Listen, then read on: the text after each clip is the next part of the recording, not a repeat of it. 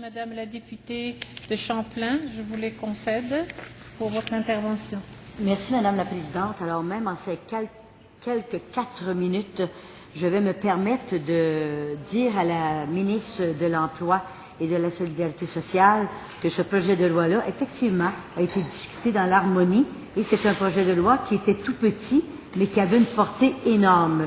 Et grâce aux collègues également du ministère du Développement économique et des régions, on a eu des explications soutenues sur les tenants, les aboutissants de l'obligation d'aller de l'avant avec un tel projet de loi.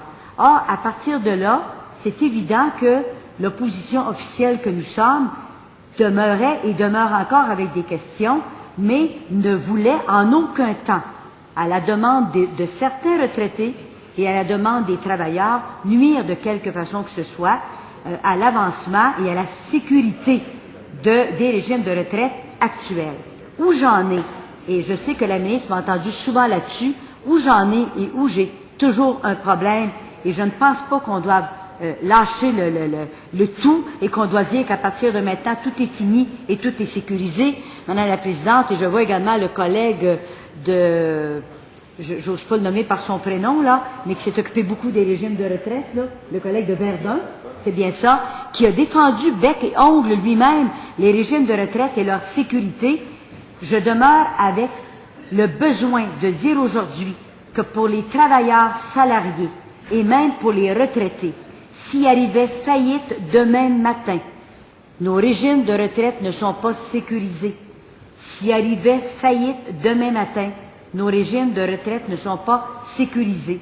Or, c'est là-dessus qu'on a eu à discuter, à débattre. Ce n'était peut-être pas le forum idéal pour faire cela, mais je souhaite que nous ayons d'autres forums où nous allons pouvoir en discuter et tenter ultimement de trouver une alternative à ces fameuses faillites qui, du jour au lendemain, font que des travailleurs se retrouvent sans rien. Et je sais que la ministre qui est de la région de la Mauricie m'a entendu le dire et le répéter maintes et maintes fois. Je dirais même à s'en fatiguer peut-être, mais pour les gens qui nous écoutent aujourd'hui, qui nous ont écoutés dans les mois précédents, il faut dire que des compagnies comme Aléris dans mon secteur, où 350 personnes se sont retrouvées avec un manque à gagner de 40%, si on avait mis des garanties au cas où, on ne se serait pas retrouvé avec cette problématique-là. Alors, je le répète, ça vaudra pour Abitibi-Bowater, ça vaudra pour Kruger-Wayagamack, si tel était le cas, malheureusement, ce que nous ne souhaitons pas personne. Il y a un tout dernier point, et mon collègue de chauffeur en a parlé également, c'est la reddition de comptes.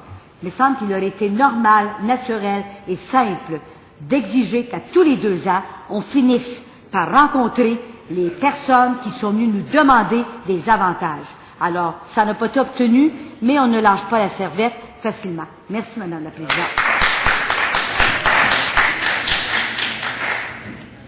Alors, je vous remercie, Madame la députée de Champlain.